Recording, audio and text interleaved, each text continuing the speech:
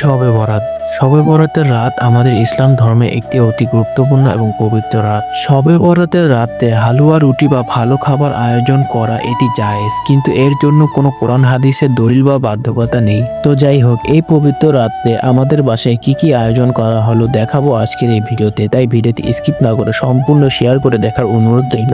আসসালামু আলাইকুম সবাইকে। পবিত্র শবে বরাত উপলক্ষে আমার আব্বু আজকে বাজার করে নিয়ে আসছে। দেখুন এখানে অনেক ধরনের বাজারই রয়েছে। তো বুটের হালুয়া তৈরি করার জন্য বাজারের ওখান থেকে বুটের প্যাকেটটি নিয়ে বুট ভিজানো শুরু করে দিলাম, যেহেতু বুট ভিজতে সময় লাগবে। এইদিকে মুরগি রান্না করবে আমার আম্মু। আজকে আমরা হালুয়ার পাশাপাশি মুরগির গোস্ত রান্না করব, এই জন্য আব্বু বাজার থেকে দেশি মুরগি নিয়ে আসছে। এটাকে সুন্দর করে আম্মু রান্না করবে। শবে বরাত উপলক্ষে হালুয়া রুটি বা আমিষ জাতীয় খাবারের আয়োজন একটি সামাজিক বা সাংস্কৃতিক প্রথা। মুরগির গোস্ত কষানোর মধ্যে কিছু পরিমাণ আলু দিয়ে দিলাম। আজকের তরকারি খাবো শবে বরাতে রুটি দিয়ে। আর আজকের আয়োজনের মধ্যে থাকছে আমাদের বিশেষ আয়োজন এই গাজরের হালুয়া। আজ পর্যন্ত আমি গাজরের হালুয়া খাইনি, এই প্রথমবার খাবো, তা আবার শবে বরাত উপলক্ষে। তো এর পাশাপাশি আমরা বুটগুলো সিদ্ধ করে নিয়েছিলাম, সেই বুটগুলোকে এখন শিলে পাটায় সুন্দর করে বেটে নিব। শিলে পাটায় বাটা যে কোনো জিনিসের স্বাদের কথা নিশ্চয়ই আপনাদের বলা লাগবে না।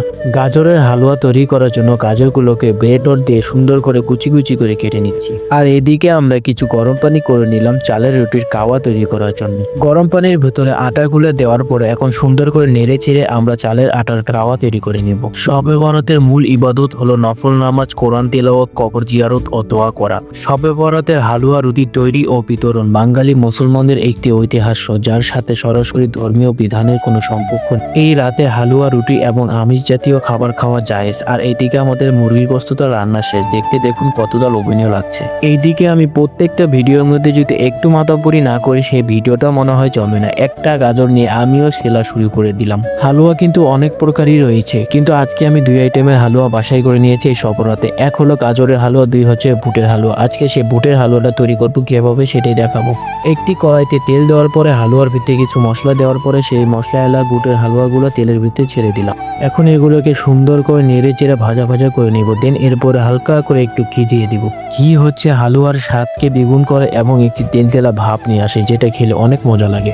আরেকটা বিশেষ কথা আপনাদেরকে বলাই হয়নি, এই আয়োজনটা করা হচ্ছে আমাদের শবে বরাতের পরের দিন। শবে বরাতের দিন আমরা সবাই নামাজ পড়েছি, এই জন্য এটা ঝামেলা নেওয়ার কোনো প্রয়োজন মনে করিনি। এই জন্য আমরা পরের দিনই এটা ঝামেলা নিব দেখে আমরা পরের দিনই এটার আয়োজন করছি।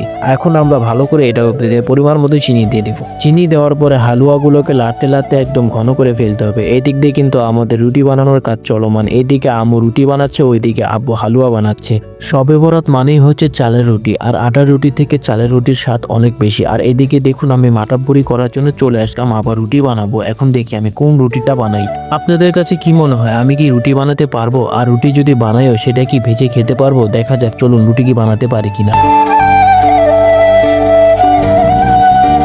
তো গাইস, দেখলেন তো কিভাবে রুটি বানালাম। সেই রুটি কি খাওয়া যাবে কিনা আপনারা অবশ্যই কমেন্টে জানাবেন। থাক গাইস, আর দেখেন না, আবার নিজেরই লজ্জা লাগতেছে আমি কি রুটি বানাইছি। ওইদিকে কিছু আয়োজন গুছিয়ে নেওয়ার পরে এদিকে কিন্তু আমাদের হালুয়াটা অলরেডি কমপ্লিট। এখন আমি এই হালুয়াটাকে সুন্দর করে একটি পাত্রে ঢেলে নিব। এই জন্য একটি পাত্রে ঘি নিয়ে সুন্দর করে মাখিয়ে মেছি যেন নিচে লেগে না যায়। এখন এই হালুয়াগুলোকে এই পাত্রে সবগুলো ঢেলে নিব। দেন এই পাত্রের মধ্যে সুন্দর করে চারিদিকে বিছিয়ে দিব।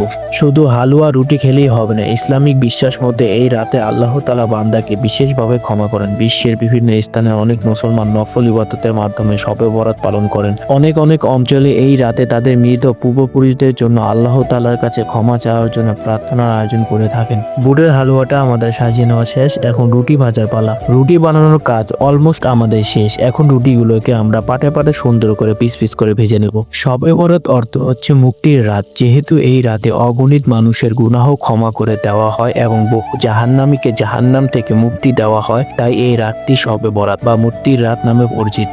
ফাইনালি আমাদের এক এক করে রুটি ভাজার কাজটাও শেষ। এখন শুধু আমাদের গাজরের হালুয়াটা বানানো বাকি, সেটাই আমরা এখন বানিয়ে নিচ্ছি। আপনারা হয়তো জানেন যে হাদিস শরীফে এই শবে বরাতের রাতটি লাইলাতুন নিসফ মিন শাবান, অর্ধেক শাবানের রাত তথা 14 শাবান দিবাগত রাত বলে উল্লেখ করা হয়েছে। হযরত মুআজ ইবনে জাবাল রাদিয়াল্লাহু তাআলা থেকে বর্ণিত, রাসূল সাল্লাল্লাহু আলাইহি ওয়াসাল্লাম ইরশাদ করেন, আল্লাহ তাআলা অর্ধ শাবানের রাতে অর্থাৎ শবে বরাতের রাতে তার সৃষ্টির প্রতি মনোযোগী হন এবং মুশরিক ও বিদ্যে পোষণকারী ব্যক্তি ছাড়া আল্লাহ তাআলা সবাইকে ক্ষমা করে দেন। আলহামদুলিল্লাহ আমাদের গাজরের হালুয়াটা কমপ্লিট। আর ওইদিকে বুটের হালুয়াটা শক্ত হওয়ার জন্য বিছি দিয়ে রেখেছিলাম, সেটা অলরেডি শক্ত হয়ে গেছে। এটাকে সুন্দর করে ভাজা এখন কেটে নিব। গাইজ আরেকটা কথা তো আপনাদের বলাই হয়নি, গত দিবাগত রাতে অর্থাৎ শবে বরাতের রাতে আমি এশারের নামাজ বাদ দিয়ে নফল নামাজ পড়েছি 20 রাকাত। কে কত রাকাত নামাজ পড়েছেন অবশ্যই আমাকে কমেন্টে জানাবেন, কারণ আমি দেখতে চাই কমেন্টে কত রাকাত নামাজ মোট হয়ে থাকে।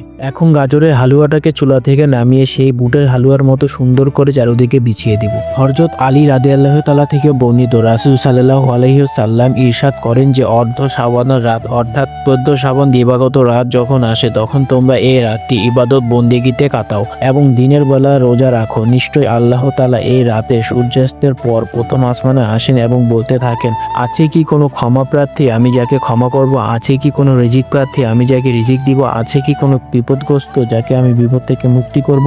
গাজরের হালুয়াটাকে সুন্দর করার জন্য ওপরে কিছু খেজুরের কোয়া এবং কিশমিশের দানা দিয়ে সাজিয়ে নিলাম। এখন সুন্দর করে এবং পিস পিস করে কেটে নিব সেই বুটের হালুয়ার মতো। আমরা যারা মুসলমান আছি সবাইকে একটা কথা বলতে চাই, বিগত একটা বছর অপেক্ষা করার পর আমরা এই রাতটি পেয়ে থাকি, তাই আমাদের প্রত্যেকেরই উচিত এই রাতটিকে কাজে লাগানো।